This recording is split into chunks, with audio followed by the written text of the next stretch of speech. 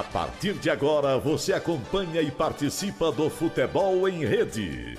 O melhor do futebol e dos principais esportes com Luiz Carlos Quartarolo, Fábio Seródio. Amigos do Futebol em Revista, estamos de volta. Como sempre, como toda semana, trazendo personagens ligados ao futebol, que participaram ativamente do futebol, dentro e fora de campo. Aqui vários jogadores. No YouTube você tem aí uma videoteca à sua disposição. Esse programa vai ao ar aqui na AltV, vai também nas nossas redes sociais, no Instagram, no YouTube, enfim. Temos aí muita gente que já passou por aqui, da imprensa e também ex-jogadores e jogadores da atualidade.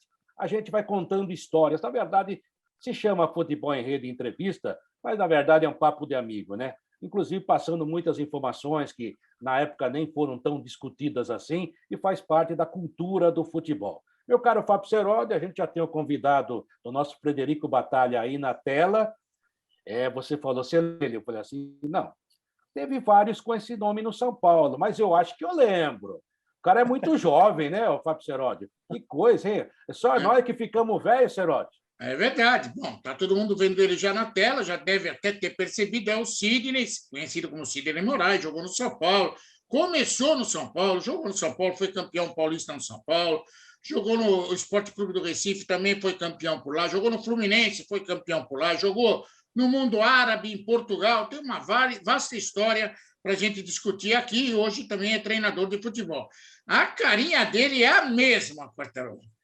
Dessa vez a gente não precisa esticar muito na explicação, porque está todo mundo vendo ele e já sabe até quem é, Quartarolo. Pode fazer a primeira pergunta para ele.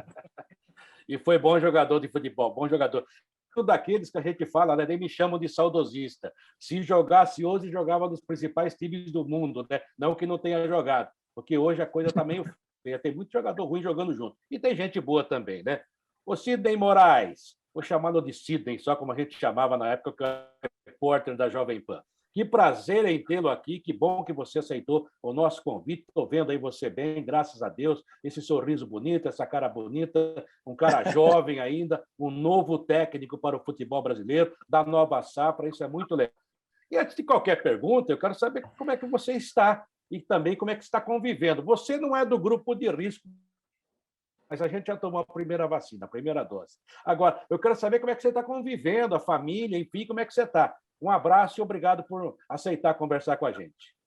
Olá, tudo bem com vocês? Muito bom revê-los e, para mim, uma satisfação participar de um programa como esse, com pessoas como vocês, né, que a gente sabe da índole e também da carreira de vocês como jornalista, e a gente realmente ficou distante, mas aquela época do São Paulo foi muito legal, porque o jornalismo e o futebol era diferente, então a gente tinha uma proximidade muito legal, vocês iam ao CT e tinha a liberdade de ficar próximo ao atleta, não tinha essa palhaçada hoje que tem, né, na minha modesta opinião, que é um para cá e outro para lá, então perdeu muito em relação a isso. Então fiquei muito grato também de poder participar com vocês. E falando da pandemia, um momento ruim que nós estamos vivendo, né, o mundo todo com essas perdas aí que estão acontecendo, a gente tem que procurar se cuidar. Eu sei que aonde eu vivo tem uma situação mais tranquila, porque eu moro em Tuiutaba, no Triângulo Mineiro, uma cidade de 130 mil habitantes, é diferente de vocês de São Paulo, porque são muitas pessoas, com certeza o risco é maior, mas a gente está se cuidando, também já vacinei, tomei a segunda dose da vacina já, não cortei a fila, mas tomei semana passada devido à educação física, que isso, né, foi liberado para poder as pessoas se vacinarem. Então, não tomei a Coronavac, foi a AstraZeneca. E agora me cuidando um pouquinho, preocupado um pouco, né, porque essa pandemia de um tempo para cá vem mostrando que até mesmo a idade não está resultando muito, está acontecendo muitas fatalidades com pessoas mais jovens também. Eu acho que nós todos temos que nos cuidar, fazer a proteção o máximo possível, mas tentar também tocar a vida, porque a vida continua e a economia não para, né? E a boca não para de ter que ter comida. Então, nós precisamos correr atrás, porque as coisas são difíceis, um momento muito difícil, mas esperançoso que dê tudo certo, que venha essa vacina o mais rápido possível para que a gente possa ter uma vida normal e poder principalmente na nossa profissão, na de vocês, na minha, né? Poder estar num estádio de futebol tranquilo, ver a torcida, aquela coisa que todos nós esperamos que isso aconteça. Sidney, a gente tem saudade, mas de estádio de futebol não tenho muito, não, meu Sidney. Vou te contar. A gente costuma contar histórias aqui. Porque em 1900 e preto e branco, fulano. Você não precisa falar isso, porque todo mundo vai ter a memória. Começou no dente direito do São Paulo. Agora, tem coisa que muita gente esquece. Você foi campeão com a seleção brasileira em Toulon, não foi? Foi.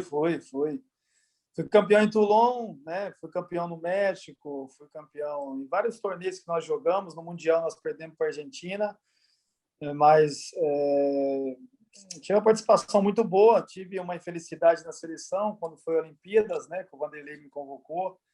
E aí, naquele jogo lá em Santa Bárbara do Oeste, no jogo às 11 da manhã do Campeonato Paulista, eu tive a infelicidade de machucar meu joelho. E a apresentação era na segunda-feira para a gente ir para Londrina e para a CBF, né, para o Rio de Janeiro, e depois participar tudo ali. Aí eu fui cortado porque tive que operar o joelho e ficar 8 meses fora dos gramados. Então, ali foi uma situação muito ruim na minha carreira, porque eu perdi, vamos dizer, aquela sequência que nós estávamos, né, de poder seleção infantil, juvenil, juniores, Toulon de novos, né, e até a Olimpíadas mesmo, que era a situação no momento. E aí acabei sendo cortado e ficando fora por causa da lesão. Então, foi muito ruim nesse aspecto, mas a gente deu a volta por cima e continuou trabalhando. Infelizmente, depois, na principal, isso me atrapalhou bastante, porque saí para o esporte também, porque eu quis tomar novos ares, jogar e poder, depois da minha lesão, buscar coisas novas.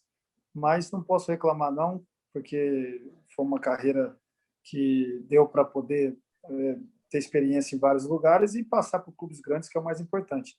Em relação ao que você falou, que não tem saudade de estádio, por incrível que pareça, uma das coisas que mais marcou na minha vida e que eu lembro muito, e eu sou fãzaço, eu sou um cara que eu aprendi a gostar naquela época, porque fui para o Morumbi com 12 anos de idade,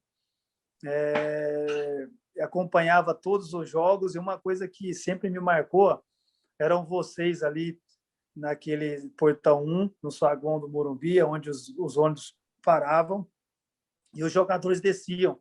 A gente morava ali na arquibancada, né? Eu, o Fabiano, o Edmilson, o Álvaro, o Fábio Aurélio, França, enfim, aquela galera toda que teve ali, né? E a gente, quando os jogadores chegavam, a gente ficava ali, e era tão legal porque os repórteres ficavam ali todos e saíam pegando para entrevistar o jogador antes de entrar no estádio. A gente ficava vendo aquilo ali. Então, uma coisa que era muito legal, tanto na chegada quanto na saída. Me lembro do jogo que o Maradona jogou, me lembro de uma cena do Casagrande, né, quando ele esteve no Flamengo e saiu ali do estádio. Acho que hoje pode falar, né? Depois foi acender o cigarrinho e relaxar ali ao lado do ônibus. Então, foi uma coisa que marcou. Eu particularmente, eu gosto disso. Eu acho que o repórter esportivo é demais. Eu acho que a Rádio AM é uma pena que tenha acabado, mas eu sou fã demais, eu adoro.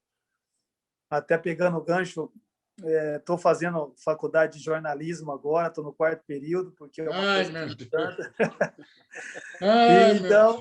Então, assim, gosto muito, sou fãzaço de ouvir a AM, adoro. De vez em quando me dá uma loucura aqui quando estou para acertar com algum time, igual estava para acertar com Confiança essa semana. Aí, Rádio Araruripe, acho que é isso, e tal, AM 680, e começando a ouvir, tipo Globo Esporte, né, que tinha, Globo Esportivo, né, que tinha das 6 às 7 na Rádio Globo na época. Então, foi coisa que marcou e eu adoro. Até a convocação na Seleção Brasileira de novo, de juvenil, eu lembro como se fosse hoje, entrava o cara da CBF, Marco Antônio, não lembro o nome do repórter, e falou a convocação. Eu saí correndo aí no Morumbi, que fui meu nome na rádio, sendo convocado pela primeira vez. Então, são coisas que realmente marcaram. Eu sei que você deve estar cansado pela experiência por tantos anos no estádio, mas, para mim, vocês têm um valor, eu acho a importância de vocês fundamental para o futebol brasileiro. Mas a gente só estava lá por causa de vocês. Obrigado. Não, eu fiquei emocionado, porque eu trabalhei em campo, dois, né? Passei pela Record, pela Jovem Pan, foram 27 anos. Foi eu e Vanderleira, Fábio Celes, terceiros Eu tempos que lembro. a gente fazia, Jorge Demais. Cortes. Aí, então, rapaz, e você falando isso, é porque hoje a gente dá palestra, às vezes, para alguns garotos aí da nova geração, e eles não têm culpa. Quando você fala isso que você falou, o cara acha que a gente está mentindo, porque era uma relação muito próxima. E não que a gente acertasse tudo, que eu era um repórter chato que fazia perguntas diretas, mas a gente tinha um respeito, cara, que a polêmica acabava ali mesmo. E eu até brinco, né? Acho que a gente não atrapalhava tanto porque o futebol brasileiro era melhor, na minha concepção, e ganhava mais, né? Futebol brasileiro. E a gente entrevistava na saída, na chegada ao Morumbi, do lado do ônibus, do saguão, né? Você viu isso? Entrevistava antes do jogo no campo, né? Aquele emaranhado antes, não tinha microfone, você viu aquele macarrão que fazia um monte de. Era até exagerado, até a gente admite. Aí, na saída do primeiro tempo e às vezes também na volta para o segundo tempo, e no final do jogo. E ia para o vestiário e entrevistava dentro do vestiário, nem tomando banho, você deve ter passado por isso. Ô, Sidney, sai daí, o cara põe a cabeça fora do chuveiro, põe a carrapeta, aí o cara ouvia o gol, aquelas jogadas maravilhosas. E era uma interação total, ou seja, era um espetáculo em que todos participavam. E jogadores como você, que jogavam em time grande, jogadores de time pequeno, jogadores selecionáveis, sabe, os nomes, os grandes nomes, todos juntos, e a gente nos tratava mais como família. E tinha de vez em quando tinha um arranca-raba, aquela coisa toda, né? Pô, não sei o que lá, mas resolvia tudo na hora. O dia seguinte a gente ia para o treino. Quer dizer, obrigado, viu, Sidney? Porque disso eu tenho saudade, disso eu tenho muita saudade. E lamento que essa juventude não passe por isso, e agora é muito difícil por causa da pandemia também. Eu vejo aí grandes profissionais que teriam feito com a mesma qualidade que a gente fez, com certeza, mas eles não têm a chance que nós tivemos. Poxa, a gente teve essa convivência, e isso realmente bate no peito. Você falando, eu comecei a imaginar as situações, as entrevistas que eu fiz com você, com várias pessoas ali na beira do campo, dentro do campo. Hoje, eu não vou dizer que é melhor ou pior, mas a gente era diferente, né? Não, mas, Quartarolo, mas assim, cara, são momentos distintos, né? Gerações diferentes. Infelizmente, eles pegaram a fase pior, na minha modesta opinião. A melhor foram a nossa, com certeza a gente pode dizer isso, porque você tinha amizade, né? Eu, por exemplo, eu falo com o Eduardo Afonso até hoje, né? O Garrafa na época, então o Ramon que era repórter do jornal, do Gazeta Esportiva. A minha primeira matéria, eu lembro, sair com ele para jogar boliche e falar sobre a minha vida. Então, eu, particularmente, como ex-atleta, e eu peguei porque, assim, marcou muito na minha vida, porque eu via quando eu era garoto, porque eu fui para o Morumbi com 12 anos de idade. Então, a nossa, como é que fala? O nosso prazer era quando ouvia vocês falando, ouvia, e a gente ia ali no saguão e via os caras que eram ídolos nossos chegando, passando e ser entrevistado. E eu lembro que eu tinha na cabeça que eu falava assim, um dia vai ser eu que vou chegar aqui, vou descer do ônibus, eu vou ter esse privilégio também de ser entrevistado por esses caras, porque eu vou ser importante, eu vou ser um jogador de verdade, e isso vai fazer com que eu viva isso também que eu estou vendo hoje. Então, era muito legal. E, ao mesmo tempo, uma adrenalina legal que eu achava muito 10, eu particularmente falando, não sei se os outros atletas gostavam, mas isso aí em São Paulo, não tinha emoção maior quando você entrava no campo, cara, e ali o preparador físico jogava uma bola para você, vai, direita, esquerda, para você treinar o aquecimento, porque você fazia isso. Naquela época a gente não aquecia muito dentro do campo, né? A gente aquecia mais no vestiário. Então, você fazia aquecimento e vocês entravam ali, aquele calor, soltavam os fogos, os foguetes, as fumaças, a massa e tal, e vocês no campo vinham aqui. Sidney, dá uma palavrinha aqui, como é que está a expectativa do jogo? Não, tá ótimo, vamos ganhar o jogo. Como é que tá? Você saía correndo de mim, já ia no Edmilson do lado. Edmilson, e aí, como é que é a expectativa hoje? Vai marcar bem? Não, vou marcar. E entrava o cara do outro lado e tal. Cara, isso são coisas que eles, infelizmente, não vão ter o prazer de pegar. Porque isso era fundamental. Você dava um pique, se acelerava e voltava e falava com o cara um pouquinho aí. E a coisa espontânea mesmo, que era legal. Era o quê? O grito da torcida, o calor do cara, eu dava um pique e voltava, ficava ofegante, você perguntando, e você, não, estou tudo bem, tá bom, o time está confiante, nós vamos pegar, hoje vai ser duro, mas nós vamos vir aqui para poder ganhar o jogo. Era na Vila, tal, a torcida xingando, não sei o quê. Então, isso, cara, é coisa que, na minha modesta opinião, né, como um cara que vivenciou e que gostava, eu nunca abri mão. E, por incrível que pareça, cara, se você colocar para mim assim, ó, tá no carro, o meu carro eu só ouço a rádio AM. Eu não ouço FM, não, cara.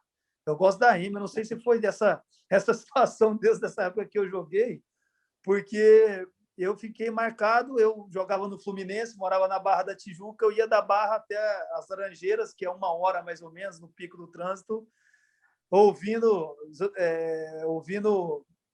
das 6 às 7 a Rádio Globo com o Luiz Carlos, como é que é? Que tinha um horário de 6 às 7. Hã? Benito. Não, Antônio Carlos, com Antônio Carlos. Antônio Carlos. Antônio Carlos. Então, assim, são coisas marcantes, né? Então, acho bacana isso, que foi uma geração muito legal. E, infelizmente, os caras hoje da imprensa não pegaram isso. Está muito chato, na verdade, às vezes, essas situações, porque não tem a coisa que é espontânea. A gente pegou alguns caras que eram fora de série, que era fundamental, que era importante, que botavam um pitaco, que isso eu sinto falta também, como o Renato Gaúcho, que falava do Romário, o Romário falava dele, o Edmundo falava dele, falava do outro do São Paulo, do Palmeiras, enfim, tinha essa coisa que era muito legal, que vocês apimentavam o clássico, apimentavam a situação, mas era, igual você falou, era uma coisa que era sadia. Quando tinha o probleminha ali, a treta um com o outro, resolvia, ficava chateado, e depois já estava se falando e já estava tudo normal, porque era outra época e era muito, muito mais divertido. Eu posso dizer isso porque hoje sou treinador e eu peguei como jogador e pego como treinador a nova geração, essa mudança da hora de você conversar, e você sente, né? Eu fui treinador do Náutico, aí tem o Ayrton Araújo lá, que na época, eu joguei no esporte, então era diferente, né? Aí a gente, daquela época antiga, e acabava o treino, ele ia atrás de mim e tal, o assessor, não pode entrar aí não, para aí, você não pode nem ir lá falar, você vai falar com ele direto na sala de imprensa. Falei, mas que coisa chata, né? E aí eu falei para ele, é o seguinte, se eu vim falar com você aqui, esses meninos mais novos aqui vai falar que eu sou puxa-saco seu, vai descer o pau em mim. Eu vou cair rapidinho. Então, eu vou falar contigo junto com eles. Você está falando isso, eu estou lembrando num fato legal que aconteceu justamente na final do Campeonato Paulista de 98, São Paulo e Corinthians. Eu cobri o Corinthians. Eu acho que vocês lembram disso. Eu estava. E o Corinthians ganhou o primeiro jogo, que ficou trancafiado em Atibaia. E estava aquele negócio, o Raí joga, o Raí não joga, o Raí joga, o Raí não joga. E o Vanderlei Luxemburgo, que era o técnico do Corinthians, era para mim, bebê, se jogar Raí não tem problema nenhum. Eu sei, eu tenho o marcador do Raí. E ficou aquele papo, né? E ninguém sabia quem queria escalar para marcar o Raí. Aí um jogador falou assim para mim, é o Romeu. E o Romeu, coitado, era um cara... eu acho que ele não falava com ninguém. Era um cara mais tímido. Tranquilo, fechado. Né? Eu deixei isso acontecer. Quando chegou na entrada do Morumbi, na final do campeonato, quando o ônibus parou, eu esperei todo mundo indo nos astros do Corinthians naquela época, e eu esperei o Romeu. Quando o Romeu chegou, que ele olhou para mim, eu falei, Romeu, me esclarece uma coisa, quer dizer que é você que vai marcar o Raí hoje? Coitado, Sidney, ele gaguejava. Quem falou para você? O Vanderlei quase me matou, porque ele achou que eu destruí a arma secreta dele na chegada ao Morumbi. Essas coisas acontecem, eu fiz meu papel. Agora, claro, o cara que fazer o quê? Também era para marcar o Raí, fosse para marcar um qualquer, era fácil, Sidney. Mas é isso mesmo. Você lembra dessa decisão? Essa decisão, quando foi que a gente foi campeão, a decisão foi o seguinte, eu joguei o jogo, não sei se vocês lembram que nós pegamos a Portuguesa na semi, né? Sim. Aí eu machuquei na semifinal com a Portuguesa, naquele jogo nosso no Morumbi, e os 2 jogos da final eu não joguei e o Alexandre entrou no meu lugar, porque eu machuquei, senti uma lesão na coxa, e aí fiquei ausente desse jogo. Mas eu estava no ônibus, estava no Morumbi, porque a gente estava no CT e veio todo mundo junto para o jogo, para assistir, enfim, e participar daquele momento que realmente foi a volta do Raí. Nelson sacou o Dodô ficou puto, mas o importante foi que nós ganhamos. Faz parte. É verdade. Olha as histórias, né? Olha as histórias. Então, eu vou dar um pulinho para frente na sua carreira, porque o Frederico Batalha pesquisou sua vida toda, a gente conheceu em grande parte, né? Mas aquilo que eu falei, esse programa traz detalhes que as pessoas não conhecem. Eu sei que o Seródio estava louco para a pergunta, mas eu vou dar uma rasteira dele hoje aqui. Você conhece o Abel Ferreira, talvez seja o brasileiro que conheça mais o Abel Ferreira, técnico do Palmeiras, né? Lá em Portugal, aliás, você pode contar essa convivência que você teve com ele lá. Lá em Portugal, ele já era, como treinador, eu acho um ótimo treinador, mas ele já era nervoso, como é aqui com os árbitros, essa coisa toda. Como é que ele era e se até hoje você mantém contato, como é que é isso? Não, Abelzinho é gente boa, é um cara Abelzinho, que... você viu? Abelzinho porque ele é um cara espetacular, né? Essa postura dele, eu acho que foi uma coisa que veio depois, esse instinto dele mais de liderança, mas é um cara que era muito na dele, trabalhador, sério, tático pra caramba, era um jogador mais tático do que na qualidade ofensiva, que fosse um cara que fizesse a diferença no drible, essas coisas todas. Mas é típico do jogador europeu mesmo, do português, que são mais doutrinados à parte tática do que a criatividade em si. Tirando as suas exceções, é óbvio, do Cristiano, dos caras mais talentosos, Quaresma, enfim, né, de jogadores que fizeram o nome, como mais Rui Costa, que tem o talento nato, porque isso aí é uma função diferente, uma posição também totalmente diferente.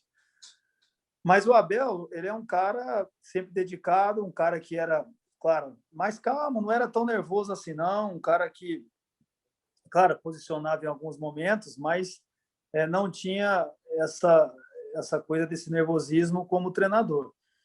Eu digo isso porque isso realmente, a profissão, ela faz com que o cara dê um pulinho nesse aspecto, mude um pouquinho, né? Porque ali a responsabilidade é toda sua. Eu digo isso porque acontece comigo isso também, já aconteceu. E o cara acaba se exaltando, e principalmente quando é mais jovem, né? Porque a gente, como vira treinador muito jovem, a gente peca um pouquinho nesse aspecto, porque a gente não tem uma experiência suficiente para poder entender o processo, nem a maturidade. E a experiência do campo como treinador, o passar dos anos, vai te tarimbando em alguns aspectos que você vai amadurecendo, como na vida em si. Então, eu já passei por isso também. Eu fui treinador do Icasa. E... ai, ai, ai. E eu me lembro bem que quando eu cheguei no Icasa na terceira rodada, o Icasa estava na segunda, na penúltima colocação, né?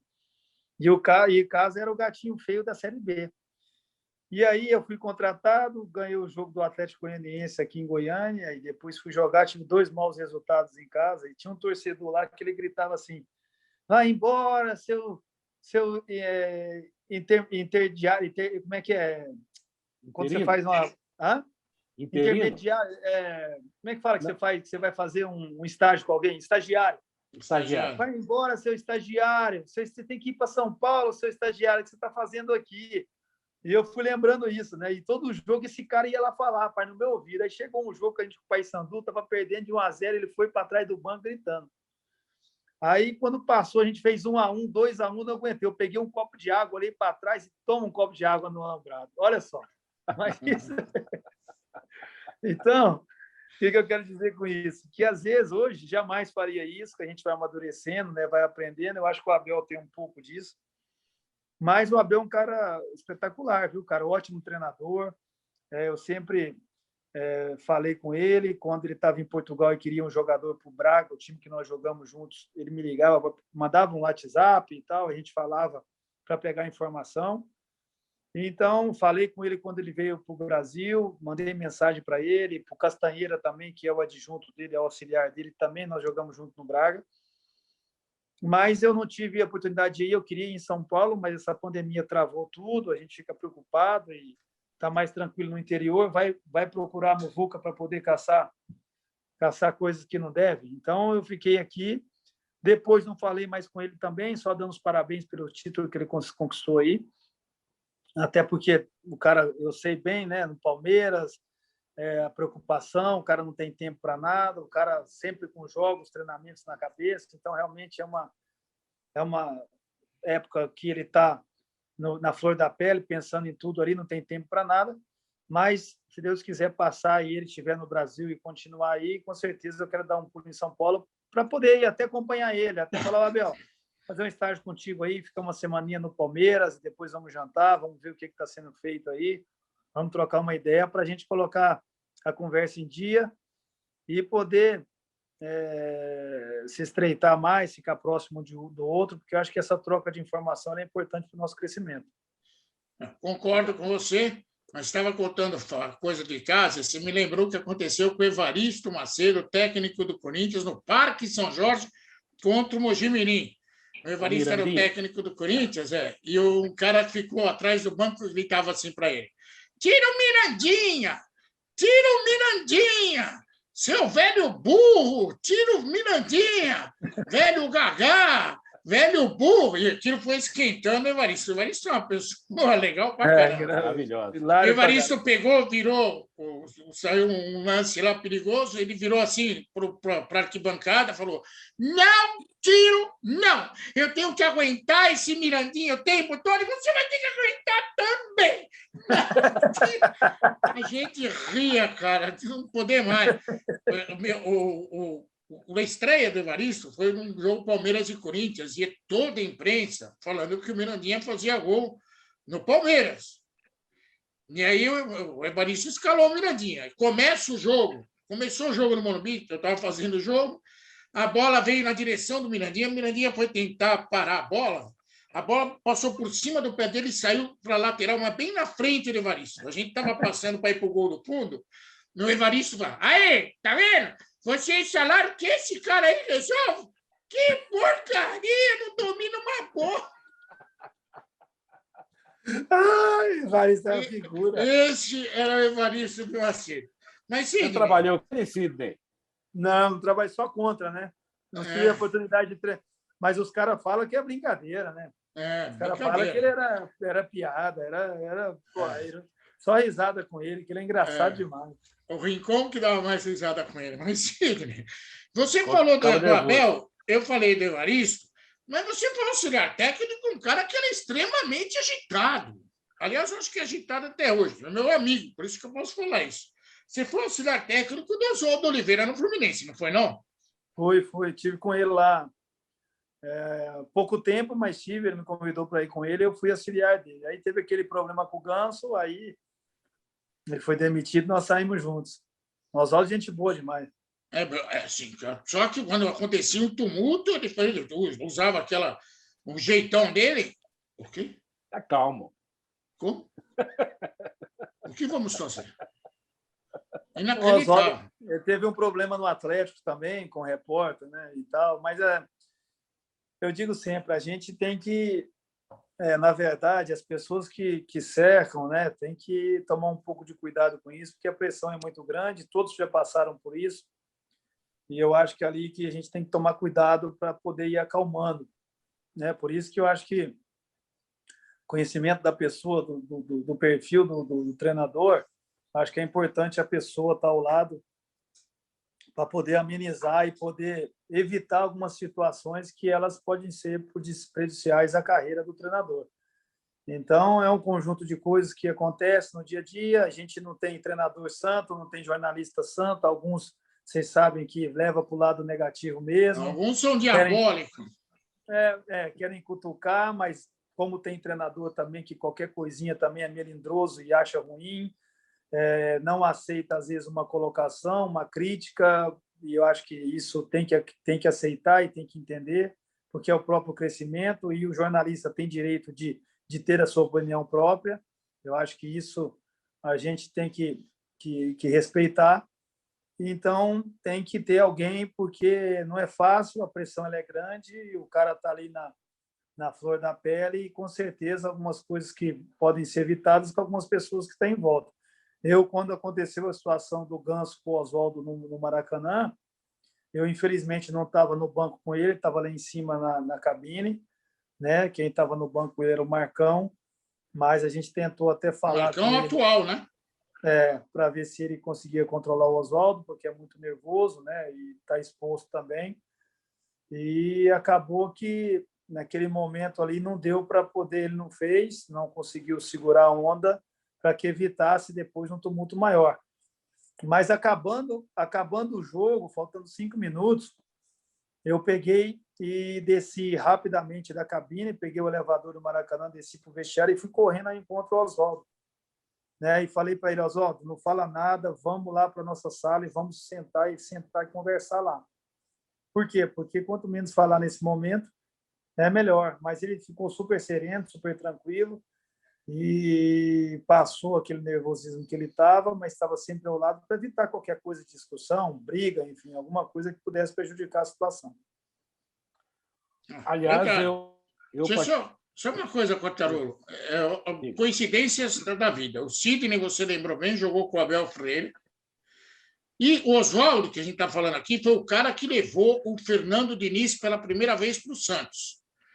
E o Sidney jogou com o Fernando Diniz no Fluminense. Mas você também só se mistura com técnico de futebol, hein, Sidney?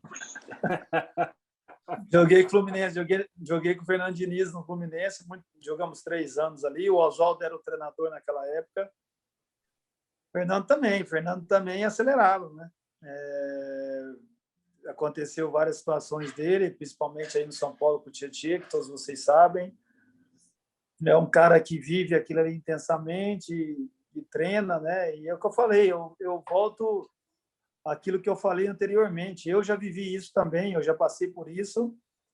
E eu acho que o passar do tempo, a maturidade, a experiência como treinador vai te acalmando um pouco mais, vai deixando você mais sereno. E vamos dizer assim, não queimar cartucho, perdendo a sua energia, perdendo a sua saúde com coisas que às vezes não adianta. E a gente vai cortando o caminho, vai pegando essa experiência para que possa ter o equilíbrio necessário. Porque, na verdade, essa situação do nervosismo nosso, ela é prejudicial para nós, treinadores, e para a nossa carreira. Porque a gente, na verdade, a gente sai da casinha, vamos falar assim. E você perde a razão completamente, porque o equilíbrio de uma equipe tem que ser o treinador. E quando a gente faz isso, a gente perde total equilíbrio. Obviamente que a gente sabe que o treinador é o equilíbrio, é um ser humano que tem que ser equilibrado, mas que às vezes o ser humano sai um pouquinho da casinha, né? Mas muitas vezes a gente custa caro isso, né? Eu vi a situação do Fernando, embora esteja de longe, mas eu acho que ali naquela situação do Tietchan foi quando a situação dele, do São Paulo com ele, chegou ao fim. Eu acho que ali ele perdeu a moral completamente com os jogadores já perderam o encanto, perderam a confiança, e a partir dali o negócio desandou totalmente. O Sidney, eu até ia falar, e foi ótimo o seu esclarecimento sobre o Fernando, que você conhece bem. O Fernando, quando jogava, né, ele era um jogador que eu falava que ele confundia ritmo com pressa, que ele corria mais que a bola, né? Mas ele tinha uma pressa de fazer as coisas. É um cara que gosta de fazer as coisas e estudar. E sobre o Oswaldo, eu ia dizer justamente isso. Eu, particularmente, gosto demais do Oswaldo Oliveira.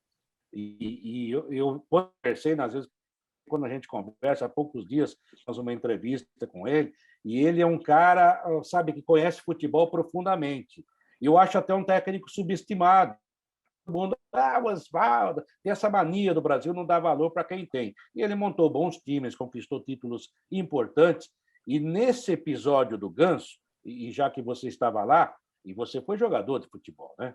Jogador de time grande, o Ganso exagerou, né? E, no fim, a história foi que o Oswaldo tinha razão. E no trabalho diretamente do Rio de Janeiro, já estava até fora da reportagem, já tinha saído da PAN, eu ouvi assim que, não sei se é verdade, até você pode me confirmar isso, que o Oswaldo entendia que o Ganso podia jogar, tipo assim, vamos colocar de uma forma simples, 10 passos atrás, ou 10 metros um pouco atrás, como um Pirlo da vida, ou seja, porque ele, com uma visão de jogo aberta, ele tinha passes magistrais. E se ele jogar muito próximo da área, ele é fácil de ser marcado.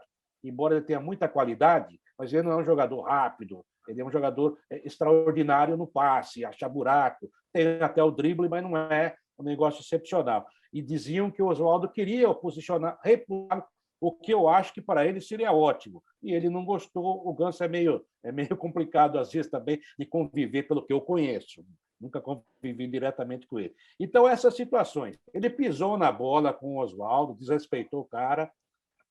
A sequência da vida dele provou que o Oswaldo tinha razão, e essa situação de mudar a posição dele, que podia render mais a outra função, com mais espaço para ver o jogo. Então, assim, vamos lá. Aquilo que aconteceu foi uma situação que realmente foi fora de todo o contexto, porque o Ganso é um menino bom de trabalho, treina, não teve problema nenhum com o Oswaldo. O Oswaldo também vocês dois conhecem, é um cara espetacular, um cara de grupo, Sim. Um cara que agrega, um cara que não arruma problema com ninguém. Eu fui jogador dele e tive a oportunidade de trabalhar com ele. Nós ficamos no Fluminense ali, ele não arrumou problema com ninguém, é um cara super tranquilo, um cara que é inteligentíssimo, um cara que não está para arrumar problema, é um cara que tem um perfil diferente. Por exemplo, eu tenho um perfil diferente dele, né? O Fernando tem um perfil diferente dele, um perfil mais de cobrança, um perfil mais de pegar no pé e tal. O Oswaldo é um cara mais sereno, mais tranquilo. Então, eu acho que foi a circunstância que fez aquilo tudo acontecer. Vamos lá, o Ganso era um jogo contra o Santos, um jogo que o treinador do Santos era o Sampaoli, um treinador que contratou ele no Sevilha, mas que ele jogou pouco no Sevilha e que ele ficou lá encostado no Sevilha e depois foi emprestado. Então, aquele jogo para o Ganso, eu acho que ele queria mostrar para o Sampaoli que o Sampaoli estava errado, ele queria ganhar muito aquele jogo também. E, na verdade, o Oswaldo deixava o Ganso com liberdade para jogar. Ele nem falou, volta aqui como volante, fica aqui marcando, eu quero só que você marque, eu quero que você fique longe do gol. Não, o Ganso tinha liberdade, assim como o Nenê, para jogar. E foi uma coisa que o Oswaldo só falou para ele, Ganso, volta um pouquinho e tal, não sei o quê, volta para o meio campo, para voltar a linha, baixar a linha, fechar. E o Ganso mandou ele para aquele lugar. E aí mandou, vai se não sei o quê, e o Oswaldo já daqui ouviu aquilo e não ficou calado, já surtou na hora e já mandou ele também para aquele lugar e tal. E aí a imprensa viu e ficou a bola de neve. O que o Oswaldo fez? Imediatamente pegou e mandou aquecer um jogador e colocou o jogador no lugar dele.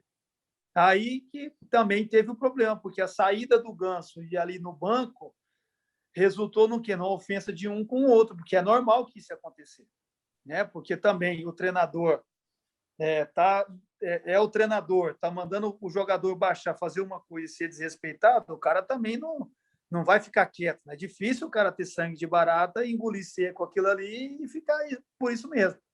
Óbvio que o certo seria, né, o Oswaldo, seria eu, se for treinador, ficar, igual eu falei, respirar fundo, tomar a decisão que tem que tomar e não responder e não falar nada. Mas isso não tem idade, né? O Oswaldo, com quase 70 anos, saiu da casinha, aí vai o Fernando Diniz, que mais novo, vai eu mais novo, vai o Abel. Então, isso é uma coisa que não tem idade. Então, a gente sabe que isso foi o que aconteceu e foi uma pena, porque estava começando o trabalho, mas esse acontecimento foi ruim. O Ganso é um menino querido pelos jogadores, e, enfim, né, eu acho que ele tinha que jogar mais próximo ao gol, né? Mas ele não gosta de jogar de costa. Eu acho que ele é um jogador que como você falou, um jogador mais lento, mas é um cara que tem uma visão de jogo legal, que dá um passo ou outro. Mas o futebol mudou, né? E hoje em dia está muito dinâmico e está buscando jogadores com intensidade, jogadores que façam a parte ofensiva, mas que recomponha com velocidade, e aí fez com que ele não ficasse nessa posição, porque a marcação é mais acirrada e ele não conseguiu se destacar jogando como camisa 10, de costas ao gol, enfim, próximo ao atacante, como ele fez no início da carreira no Santos. Né? Isso é uma pena, porque talento ele tem de sobra e é um menino, embora tenha feito essa situação com o Oswaldo, eu particularmente nunca tive problema em relação a ele, conheço ele, né, porque trabalhei, e é um cara que que tem bom caráter, uma pessoa que, trabalhando lá, tirando esse episódio, nunca tinha dado problema para ninguém. Agora, Sidney, a gente está falando um monte de história aqui, e eu, vendo a tua carreira, vendo os clubes por onde você passou, tenho algumas curiosidades. Você jogou na Arábia Saudita, jogou nos Emirados. Eu jogou em Portugal também. Eu não sou cara da Receita Federal, não quero nem saber o quanto você ganhou. Eu quero saber o que aconteceu lá que possa ter marcado você. Porque jogar na Arábia Saudita, para o Rivelino, foi traumático. Já para o Zenon, nem tanto. Nos Emirados, confesso que eu não tenho nenhuma história envolvendo Emirados. Mas eu queria que você contasse um pouquinho esse lance fora que pode ter trazido de coisas para você, que hoje é treinador de futebol. Eu acho assim, cara. Eu acho que todo jogador tem que buscar essa experiência. Eu acho que, para mim, eu, na verdade, saí do Fluminense, fui para o Guarani. Aí, no Guarani, eu fiquei no Campeonato Paulista, aí começou o Brasileiro. Aí tive uma pressão danada, tive um probleminha com o Zete, na época que havia jogado comigo no São Paulo e no Sport. O Zete era o treinador. E o Zete, a gente, num momento ruim, o Zete... Me dou bem com o Zete, meu amigo, a gente se fala, tudo tranquilo, mas naquela época acreditou nas pessoas da comissão técnica, achando que eu e o Viola mandava no time, fazia tudo acontecer, que ele fazia uma coisa, passava uma situação, e a gente no túnel trocava e fazia outra, entendeu? Então, isso foi passado a ele, e ele chegou um jogo. O nosso querido amigo Oswaldo Pascoal era o diretor, era o executivo de futebol, o velho Pascoal.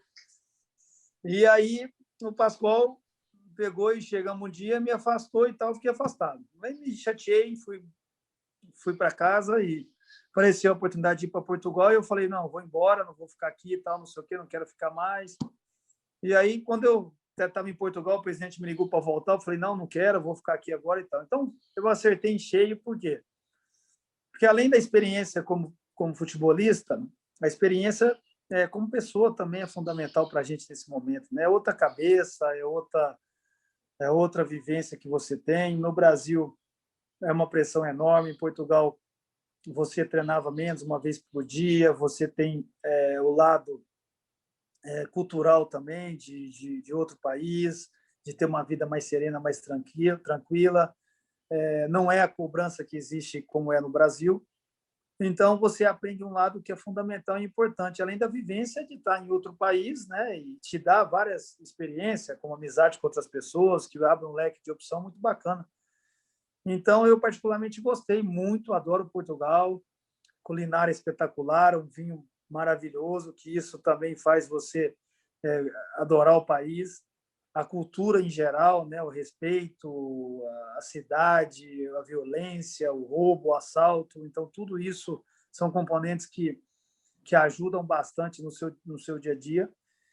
E a experiência de ir para a Arábia Saudita. Eu tive a proposta da Arábia Saudita, claro que era para ganhar muito mais, já estava aí com 30 anos e não estava na hora mais de escolher lugar para ficar, estava na hora de juntar dinheiro, que está chegando próximo ao fim da carreira, e não pensei duas vezes e fui para a Arábia Saudita. Então, cheguei num lugar totalmente diferente, outra experiência de vida espetacular. Não tinha, né, como você levar muita gente, não tinha o passaporte, eles tomam o passaporte e deixam com eles. Não tem bebida alcoólica, não tem noite, não tem barzinho, não tem restaurante que a gente ia para ficar com uma pessoa conversando, porque é homem do lado e família do outro lado. Shopping, horário para a família, horário que abre normal. Então, chega no cafezinho para tomar, não tem, né, aquele cotidiano de estar homem, mulher, tal, não sei o que, nada. Você só do lado dos homens, separado, porque isso é muito diferente lá. Então, fiquei um ano lá, fora o Ramadã, né, porque o Ramadã não fazem nada, fica, né, sem treinar até 10 horas da noite, vai treinar de 10 à meia-noite, então um horário totalmente atípico. E as 5 rezas ao dia, né, que quando toca a sirene, a gente tem que parar tudo e tem que respeitar, até no treinamento mesmo, se tiver o treino na hora, para tudo e vai. Então, foi uma experiência muito legal. que eu joguei num clube de xiitas e eles são rigorosos pra caramba. E isso eu aprendi lá, né? O negócio do vestiário, que você não fica... No Brasil, né? Você entrava no vestiário, o cara tá pelado, tá andando, tá nem aí, vida que segue.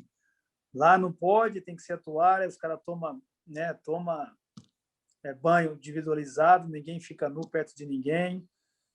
O material de treinamento aqui é uma mordomia. No Brasil tem roupeiro, tem tudo. Na minha época não tinha. O cara tem que levar a mala, tem que levar o material. Eu estava jogando no Khalid, o Denilson estava no Al Nassr, eu liguei para ele e falei, Denilson, cara, eu tenho que levar minha chuteira, eu tenho que limpar minha chuteira, eu tenho que lavar minha roupa de treino. Ele falou, não, aqui é igual, Sidineca, não tem jeito, aqui é igual. Eu falei, nossa senhora, então que coisa, hein? Aí você vai adaptando, né, e vai aprendendo. Então, são culturas totalmente diferentes. Em Abu Dhabi, onde eu morei, eu joguei no Al-Wahda, o time que o Tite trabalhou, o time que muitos brasileiros foram, já é um pouco diferente, era mais liberal, já podia ir no shopping qualquer hora, já tem bebida alcoólica que você podia comprar no supermercado próprio, levar para casa e tomar, você já podia sentar perto das pessoas, então já mudou um pouquinho porque tinha essa liberdade. Hoje eu não sei como que está, porque faz tempo que eu não vou, mas deve ter mudado muito, porque eles abriram muito para o turismo, né? E isso fez com que a cabeça abrisse e que as pessoas pudessem visitar o país, porque senão o turismo, principalmente em Dubai, não teria o sucesso que tem hoje. E eu peguei isso em 95, 96, quando fui para o São Paulo, lá era juvenil, a gente foi disputar um campeonato em Abu Dhabi, né? Então era totalmente diferente da época que eu fui, ali 2009, 2000 e por aí, essa época que mudou. Então são experiências fantásticas que eu acho que valeu como um todo na minha vida pessoal e também na minha vida como futebol, porque isso agrega muito para a gente depois formatar as nossas ideias como treinador e tentar implementá-las de uma forma diferente do que a gente até viveu em alguns momentos. Sidney, é uma pergunta final de minha parte. Se fosse outra situação, ficaria aqui até meia-noite conversando, porque tem histórias maravilhosas e a gente conviveu muito, né? Trocaria muita figurinha aí, mas não vai faltar ocasião. Eu notei no início da entrevista que você levantou a mão esquerda, você tem uma aliança aí, acho, né? Você está casado, quantos filhos, já tem neto? Como é que está a sua vida desse aspecto familiar? Então, eu sou casado, né, com a Luana, tenho 2 filhas gêmeas, a Eva e a Antonella. Elas fizeram 5 anos esse ano. Eu tive, assim, eu parei de jogar no Santo André em 2011, 2010, naquela época que estava na primeira divisão. Joguei ainda, eu, Marcelinho Carioca, o Fernandão, enfim, aquele time que só tinha velho, o mais novo tinha 50 anos. Fala isso, não, que me sinto um bebê agora. Mas, assim, jogamos naquela época, depois eu parei. Aí eu emendei, o presidente do Boa Esporte me chamou para jogar, eu machuquei, não quis, e comecei como auxiliar e já emendei como treinador. Aí fui muito jovem treinador, né? Treinei com 34 anos, fui treinador do Boa Esporte na primeira divisão, na Copa do Brasil e na Série B, que é 1 ano e meio lá. Aí eu já fui para o Icasa, onde eu fiz aquele trabalho que foi espetacular, que a gente, na verdade, eu subi o time para a primeira divisão. O Delfim Neto, que tem no céu, que estava no avião lá, que faleceu, mas colocou o Figueirense de forma irregular, com o jogador irregular, tanto que o Icasa está ganhando 50 milhões agora, já ganhou em segunda instância. E depois eu emendei, né? Aí fui para Ponte Preta, aí fui para Vila Nova de Goiás, fui para o Náutico, para Paysandu. E depois eu conheci a minha esposa em Goiânia, quando eu estive no Vila, e eu casei, cara. E aí a minha esposa perdeu um bebê, e aí ficou grávida de novo e ficou de gêmeos. Aí depois dessa sequência minha, eu parei para ficar do lado dela e nasceram minhas filhas. E eu fiquei 4 anos em casa e deixei a minha carreira como treinador de lado para poder priorizar a minha família, até porque ela não é da minha cidade aqui. E o médico me disse, já teve um problema, agora são gêmeos, você corre o risco de ficar uma com saúde, a outra pode acontecer uma fatalidade, então é importante você estar presente nesse aspecto, de viver tranquilo, estar do lado dela. E se eu fosse você, eu optaria em ficar próximo nesse tempo, que você tem uma vida corrida, ser treinador é difícil, você quase não paro em casa, viagens, enfim. E eu optei por isso. Então, para o lado profissional, deu uma parada na carreira, eu dei uma estagnada, porque isso aí me deu uma quebrada, porque eu fiquei fora do mercado, né? E estou voltando aos poucos agora, tentando voltar ao mercado novamente. É um pouco difícil, porque as pessoas esquecem, enfim, não querem arriscar porque pensa que você está fora do mercado, mas é o contrário, quando você não está trabalhando, aí que você estuda.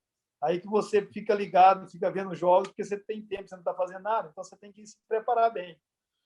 Então, eu optei em ficar com a minha família e eu acho que foi super bacana, porque minhas filhas estão bem, estão com saúde, têm 5 anos, e a minha esposa também, minha mãe também.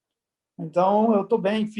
Tem um centro esportivo aqui em Tuiutaba que eu construí nesse período, que são 5 metros quadrados, tem 2 campos sintéticos, tem quadra de areia, tem salão de festa, tem vestiário, tem até uma escolinha aqui que, antes da pandemia, tinha 150 alunos.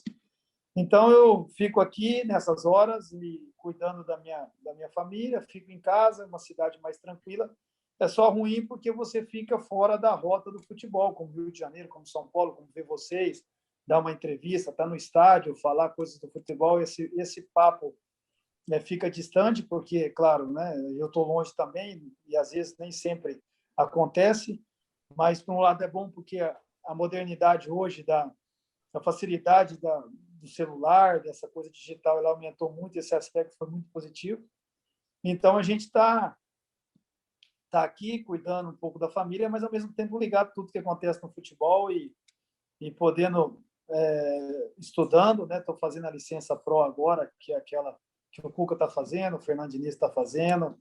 É aquela cara, né? 18, 19 mil, só essa. E aí, fazendo ela para poder ficar tranquilo também depois da licença Pro, né, que a gente tem, e esperando voltar, né? Porque quando voltar a gente vai se preparar bem, vai ficar tranquilo também, pode estar mais próximo dos caras para poder ir estar sempre acompanhando, para a hora que aparecer a oportunidade a gente está preparado para poder dar continuidade à carreira como treinador. A gente torce muito por você, Sidney. Tomara que você retome logo o teu caminho dentro do futebol, um cara que a gente conhece, sabe que tem talento, sabe que como treinador, até pela história que contou aqui, já deu para perceber que é um cara que tem... Não é nem um estagiário, não, o cara Zé Mané que falou para ele. Depois, um dia, eu quero que você me conte... Eu ficava pé da vida com esse cara. Pô, eu falava, meu Deus, esse cara vai me engolir ainda. Mas foi legal, porque depois ele ligou na rádio um dia, ele falou, eu estou arrependido, eu chamava você de estagiário, mas o trabalho você mostrou que não tem nada de estagiário. Eu falei, não, foi sorte. Você foi técnico e jogador no Boa, já em Varginha?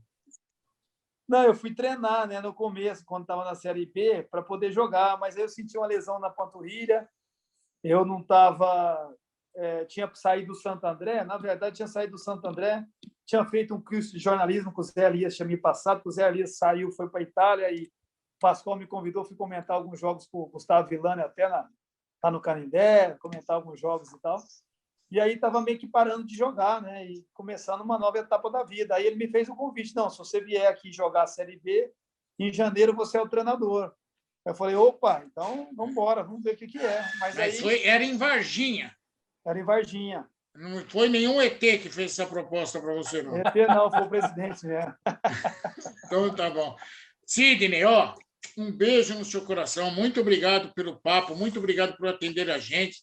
A gente fica orgulhoso de ver pessoas como você dentro do futebol. Tomara que isso seja eterno. Quartarolo, dá um beijo no Sidney também. Com certeza. Porque daqui a pouco a mulher dele vai lá com as crianças e falar assim, aí, assim não dá. Ô, Sidney, o negócio é o seguinte, né? Primeiro que você falou aí da convivência das pessoas, e o Serodi, esses dias, me ouviu falar essa frase, né, em relação a um outro amigo nosso, porque todos nós tivemos percalços da vida e todos nós falhamos como ser humano. É impossível, desde 72 da estrada, nunca ter dado uma informação errada, nunca ter pisado no pé de um companheiro numa coletiva. Acontece. Mas falhas humanas são normais, são os chamados pecados veniais. Todo mundo, você não pode ser premeditado. E tem um amigo nosso que é muito magoado com a vida. Eu estava falando isso, falei assim, eu sou um cara, né, uma inteligência normal, não sou nenhum gênio. Mas eu gosto de ler os clássicos porque tem muita coisa legal, né? E o William Shakespeare, que para você que era mais inteligente que eu, ele dizia o seguinte: o cara que guarda mágoa é aquele que pensa que toma veneno e o outro morre. Então é melhor, é ele que vai morrer. Então você foi bem quando você falou assim: é isso aí, a gente vai aprendendo, parabéns. E uma outra coisa que sempre no final do programa eu faço e falo, o Serodi já está cansado de ouvir essa história, mas eu vou ficar Minas Gerais dessa vez. Você vai levar mas eu vou até lá. Minas Ituiutaba, terra do Macir Franco, se eu não estou enganado. Isso, Isso. Todo final de programa eu faço essa promessa aos meus convidados aqui. Eu não sei se vou ter dinheiro para pagar para todo mundo, mas com essa pandemia, a gente sente muita falta de um abraço, de um beijo na a gente não se vê mais, né? A gente só se fala assim. E é uma coisa tão barata que hoje é tão cara para a gente, né? A gente não consegue conviver, infelizmente. Então, na hora que passar essa pandemia, eu prometo, estou botando você aqui na lista, tá? Eu vou aí a Ituiutaba, onde você estiver, eu e Serodi. Daí um dia tarde nós vamos... Você também. Nós vamos sentar num bar, num lugar legal, tomar uma cerveja, falar mal dos amigos e aí contar a história, porque essa convivência é que a gente está sentindo falta, viu, Sidney? Obrigado por participar. E, vai acontecer, se Deus quiser. Vamos nos encontrar tete a tete, que é o que está faltando, né, Sidney? Isso mesmo. Vou deixar meu convite a vocês aqui. Eu no final do ano, rapidinho para a gente terminar, eu faço um jogo beneficente aqui, eu e o Bruno Marrone, às 11 anos, solidário para as entidades da cidade que a gente abastece. Já arrumamos aqui mais de 150 toneladas de alimentos para dar para essas entidades. Parabéns. E muitas pessoas vêm aqui. Vocês são meus convidados. Se Deus permitir que esse ano estiver tudo normal, vocês venham participar aqui. A galera vem toda. Marcelinho Carioca, Júnior Baiano, Roberto Dinamite, Atiço, Amaral.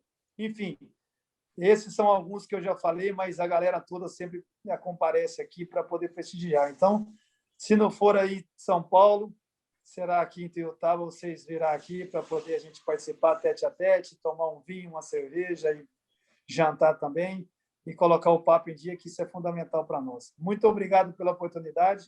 Um beijo em vocês no coração aí, que Deus proteja, se cuidem aí em São Paulo, porque aí o bicho pega. E se Deus quiser, daqui 2, 3 meses, nós estamos aí mais livres, soltos, para poder ter uma vida normal. Tá bom? Obrigado, meu Cid, de coração. Obrigado.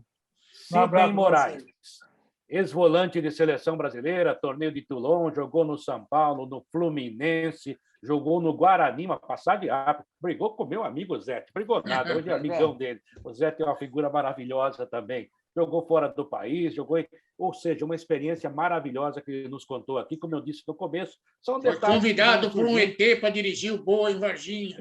Isso também tem que ser lembrado. Mas ele ganhou até do ET lá, no Icasa, então foi maravilhoso. Sidney Moraes, bom jogador, boas histórias, mais um personagem que nós trouxemos aqui no Futebol em Rede Entrevista. Até a próxima. Valeu. Tchau, tchau. Termina aqui o Futebol em Rede. No site futebolemrede.com.br você encontra muito mais informação e também está convidado a participar e interagir.